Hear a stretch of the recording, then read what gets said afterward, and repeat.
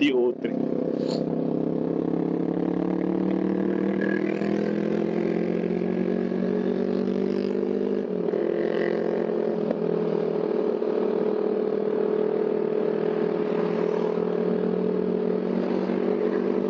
So, hindi nyo alam guys, tinitry ko yung mic na ito right now kung good ko yung quality niya, especially pag nagbabiyahe ka.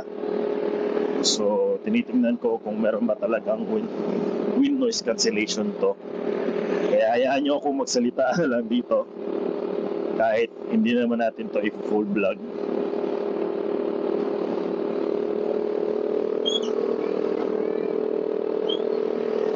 And isa pa guys, kulang i-share.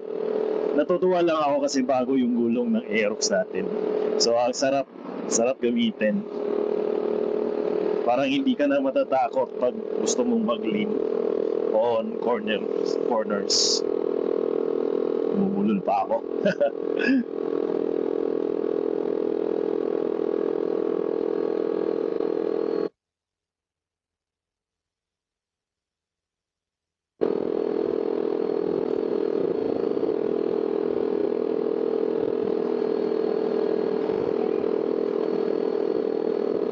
Right, yung gulong pala natin guys is B-Star.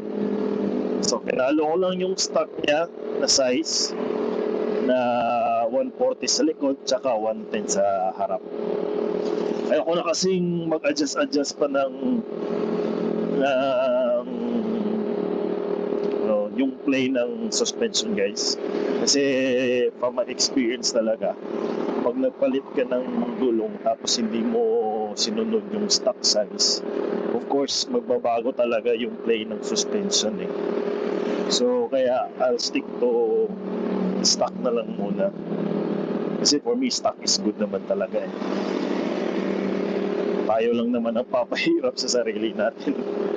So hindi ko naman dinidespise yung mga other riders na gusto nila na mas malaki yung gulong or mas maliit yung gulong. May kanya-kanya tayong trip eh.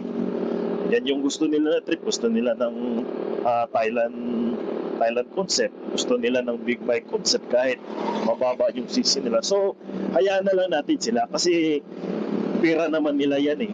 Hindi naman natin yung pera. Wala namang masama dyan. As long as happy sila sa ginagawa nila, let's support na lang guys.